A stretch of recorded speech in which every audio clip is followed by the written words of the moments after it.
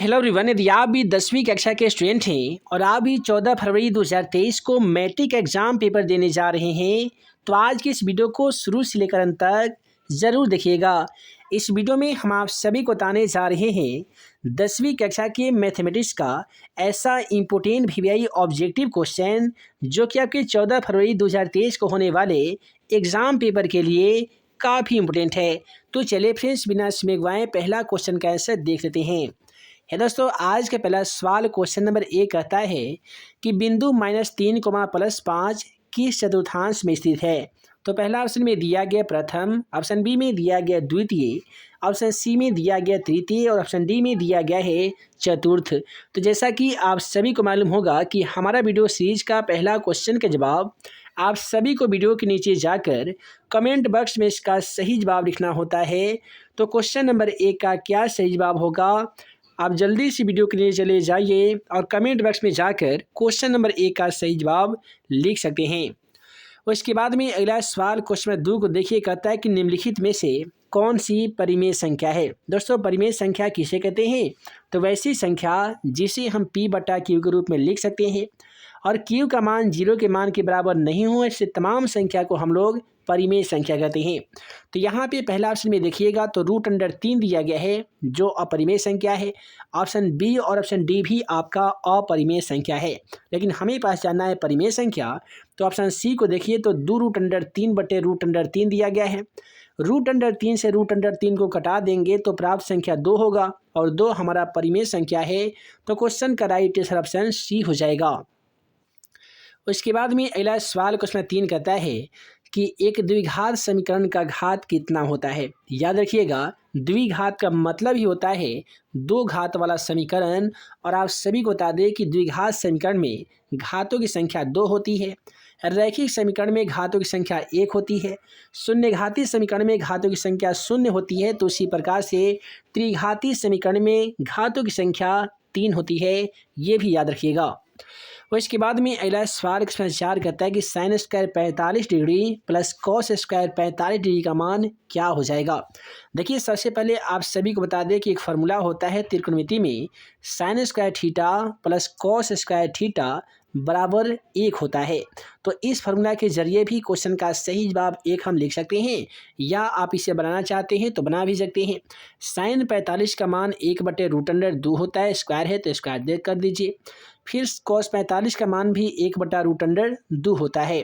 देखिए, 1 का स्क्वायर 1 होगा, स्क्वायर से रूट कटेगा तो 2 बचेगा। फिर उसी प्रकार से 1/2 हो जाएगा। 2 का एलसीएम 1, ऊपर 1 + 1 होगा, यानी 2/2 कट के 1 हमारा क्वेश्चन का आंसर आ जाएगा। अब अगला सवाल क्वेश्चन 5 देखिए, कहता है कि प्रायिकता का अधिकतम मान कितना होता है। दोस्तों, याद रखिएगा कि प्रायिकता का अधिकतम जो मान होता है वो 1 होता है। कोई भी प्रायिकता का मान 1 से बढ़कर नहीं हो सकती है, इसलिए क्वेश्चन का राइट आंसर ऑप्शन बी के साथ चला जाएगा 1। एक और यहाँ से सवाल पूछे जाते हैं कि असंभव घटना की प्रायिकता कितनी होती है। तो याद रखिएगा, असंभव घटना की प्रायिकता 0 होती है, निश्चित घटना की प्रायिकता 1 होती है और अधिकतम प्रायिकता का जो मान होता है वो भी 1 होता है। उसके बाद में कहता है कि पाई है। दोस्तों, आप सभी को बता दें कि पाई का मान 22/7 होता है ना जी। लेकिन पाई का मान पूछा जाएगा कि 22/7 कौन सी संख्या है, तो वो परिमेय संख्या होता है। लेकिन पाई कौन सी संख्या है, तो ये अपरिमेय संख्या होगा। चाहे आपका π/2 दिया जाए, π/3 दिया जाए या फिर π/4 दिया जाए, प्रत्येक स्थिति में पाई एक अपरिमेय संख्या हो जाएगा। अब अगला सवाल क्वेश्चन 7 को देख लीजिए। क्वेश्चन 7 क्या कहता है? कहता है कि बहुपद x² + 2x + 1 का एक शून्य कौन सा होगा। और ये एक बात याद रखिएगा कि शून्य ज्ञात करने का 100% मैट्रिक एग्जाम पेपर में आपसे 1-2 सवाल पूछे जाएंगे। तो आइए जान लेते हैं कि शून्य कैसे ज्ञात करते हैं। दोस्तों, यहाँ पे दिया गया है x²। आपको ऐसा करना होगा कि ये 2x के बदले में आपको 2 ऐसे संख्या लिखने होंगे कि जोड़ने पे आपका 2x आ जाना चाहिए। तो हम क्या करेंगे कि x कर देंगे प्लस x कर देंगे। इससे क्या होगा कि x और x मिलकर 2x भी हो जाएगा और x में x से गुना करेंगे तो x² भी हो जाएगा। +1 का यहाँ पे हम सेम टू सेम लिख देंगे। अब देखिए, दोनों में कॉमन हमारा x मिल रहा है तो x को कॉमन करेंगे तो यहाँ पे x + 1 हो जाएगा। यहाँ से हम लोग a को कॉमन करेंगे तो ये भी हमारा x + 1 हो जाएगा। अब हमें क्या करना है कि ये दोनों संख्या को हमें एक साथ लिखना है, यानी x+1 को एक साथ लिखेंगे। x+1 और x+1 दोनों में उभयनिष्ठ है, अतः दोनों में से किसी एक को हम x+1 लिख सकते हैं। मैथमेटिक्स का नियम कहता है कि यदि x+1 बराबर कोई जीरो हो संख्या तो बराबर के उधर जाकर ये -1 हो जाती है। उसी प्रकार से आपका ये -1 हो जाएगा। हमसे एक शून्यक यानी x का मान पूछा गया था और क्वेश्चन का आंसर हमारा -1 भी आ चुका है। -1 ऑप्शन बी में है, अतः क्वेश्चन का राइट आंसर ऑप्शन बी हो जाएगा जी। अब अगला सवाल क्वेश्चन 8 को देखिए, कहता है कि एक वृत्त पर कितनी स्पर्श रेखा खींची जा सकती है। मान लेते हैं कि हमारा एक ये वृत्त है ना जी। अब इस वृत्त पर हम इस प्रकार से कितनी स्पर्श रेखा खींच सकते हैं। तो यहाँ पे जैसा कि आप लोग देख पा रहे हैं कि एक वृत्त पर हम लोग अनगिनत यानी अनंत स्पर्श रेखा खींच पा रहे हैं। तो क्वेश्चन का राइट आंसर अनंत के साथ चला जाएगा। लेकिन इसी सवाल को थोड़ा घुमा के अगर एग्जामिनर पूछ देता कि एक वृत्त पर किसी बाहरी बिंदु से कितनी स्पर्श रेखा खींच सकते हैं, तो वैसी स्थिति में क्वेश्चन का राइट आंसर 2 हो जाएगा। और इसके बाद में कहता है कि आंकड़ा, इतने बड़े आंकड़ा दे दिया गया है और आपसे पूछा गया है कि इसका परिसर ज्ञात कीजिए। दोस्तों, परिसर ज्ञात करना आप 9th कक्षा में ही पढ़ चुके होंगे। उसमें एक परिसर का फॉर्मूला आता है। वह क्या होता है जी? तब परिसर बराबर होता है उच्च सीमा माइनस होता है दोस्तों निम्न सीमा। नहीं समझे तो ऐसे समझ लीजिए, यानी सबसे बड़ी संख्या में से आपको सबसे छोटी संख्या को घटा देना है, वही आपका परिसर आ जाएगा। फॉर एग्जाम्पल यहाँ पे सबसे बड़ी संख्या आपका 30 है तो हम 30 लिखेंगे। सबसे छोटी संख्या यहाँ पे 9 दिया गया है तो 9 लिखेंगे। अब 30 में से 9 यदि हम घटा देते हैं तो प्राप्त संख्या 21 होगा और यही आपका परिसर का मान हो जाएगा। 21 ऑप्शन बी में भी दिया जा चुका है, तो क्वेश्चन का राइट आंसर ऑप्शन बी हो जाएगा।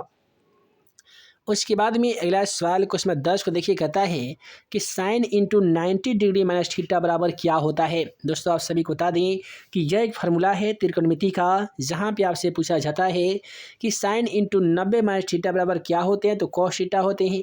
और कॉस इंटू 90 माइनस थीटा बराबर क्या होते हैं जी? तो साइन थीटा हो जाते हैं।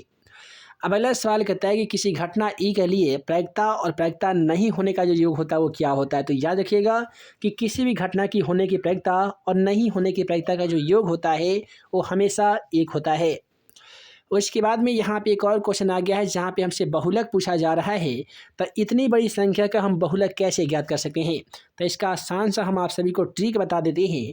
देखिए, इस आंकड़े में कोई ऐसी संख्या को आप चयन कीजिए जो इस आंकड़े में सबसे ज़्यादा बड़ी हो या इससे ज़्यादा बार आने वाली कोई अन्य संख्या नहीं हो, तो वहीं आपका क्वेश्चन का राइट आंसर हो जाता है। ध्यानपूर्वक देखिएगा तो 11 एक ऐसी संख्या है जो इस आंकड़े में 3 बार आई है। 3 बार या 3 बार से ज़्यादा बार आने वाली 11 के अलावा कोई अन्य संख्या नहीं है, अतः क्वेश्चन का राइट आंसर ऑप्शन सी होगा जी 11। चलिए अगला सवाल क्वेश्चन 13 का आंसर कीजिए। कहता है कि निम्नलिखित में से कौन सा बहुपद नहीं है। कैसे पहचानिएगा कि बहुपद है या नहीं है, और दावा के साथ हम कह सकते हैं कि एक नंबर का सवाल 100% मैट्रिक एग्जाम पेपर में पूछा जाता है, जहां पे आपसे पूछा जाता है कि दिए गए समीकरण का बताइए कि कौन सा रैखिक बहुपद है या नहीं है। देखिए, कोई भी आपका जैसे चर अचर तो जानते ही होंगे, कोई भी चर के पावर में 1/2, 3/2 ऐसे करके कोई संख्या दी गई हो तो आपका बहुपद नहीं होता है। कोई भी चर बट्टा में जैसे 1/x 1/y ऐसे करके दिया गया हो तो ये भी आपका बहुपद नहीं होता है।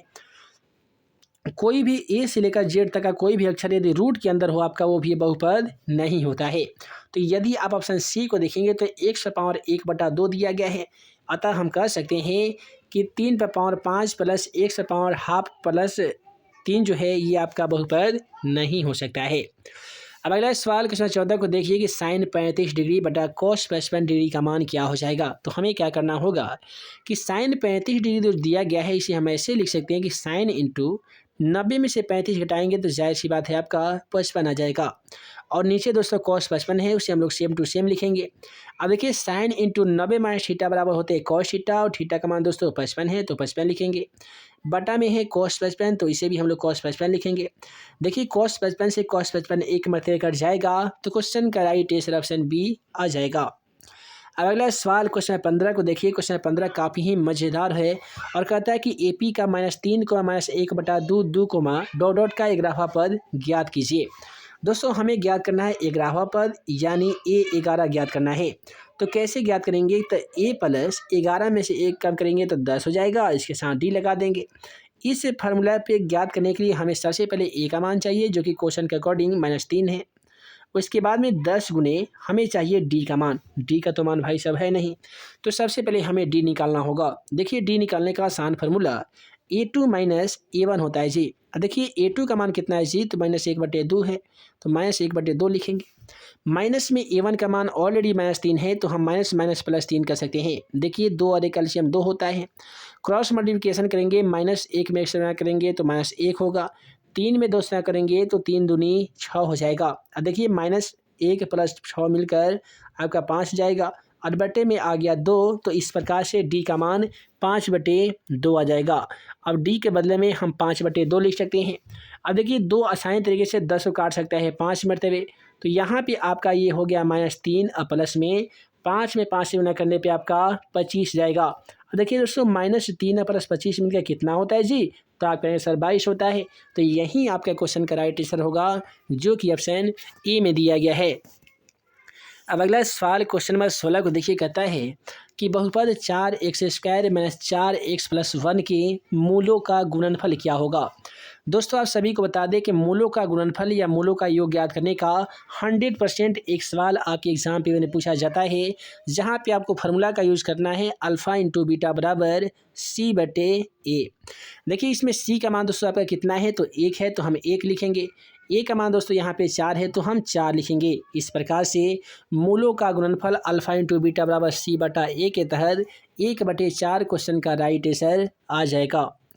अब अगला सवाल कहता है कि AP का पहला पद A और सार्वंतरी D है, तो nवां पद का योग क्या होगा। यह आपके अर्थमेटिक प्रोग्रेशन समांतर श्रेणी से फार्मूला पूछ लिया गया है। तो AP का nवां पद का योग ज्ञात करने के लिए जो हम लोग फार्मूला का यूज करते हैं वह होता है n/2 into 2A plus n-1 गुणे D, जो कि आपका ऑप्शन D में दिया गया है।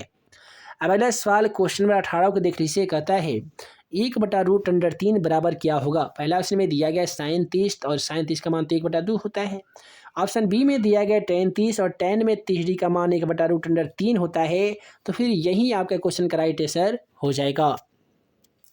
अगला सवाल देखिए, कहता है कि अर्धगोले का संपूर्ण पृष्ठ का क्षेत्रफल क्या होता है जी। सबसे पहले जानिए कि एक किस प्रकार से गोला होता है। ये क्या होता है जी, आपका ये गोला होता है, लेकिन यदि इस प्रकार से जो बना दिया जाता है तो ये आपका अर्धगोला होता है।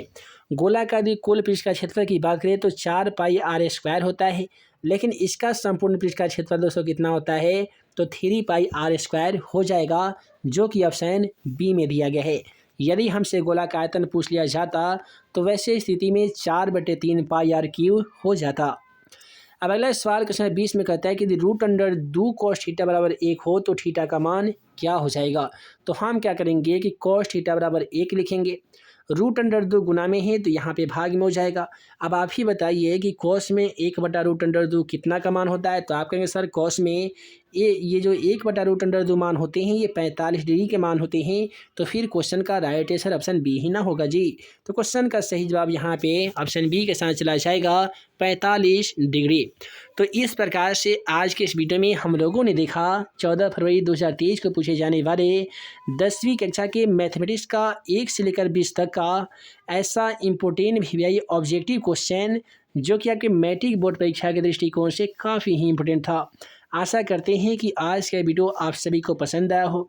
दोस्तों वीडियो पसंद आया हो तो वीडियो को लाइक कीजिएगा, अपने दोस्तों में शेयर कीजिएगा। चैनल पे नए होंगे तो हमारे इस YouTube channel math and magic tips को ज़रूर सब्सक्राइब कीजिएगा, ताकि ऐसे ही आने वाली हर 10वीं कक्षा का इम्पोर्टेंट क्वेश्चन का वीडियो आप सभी को मिल सके।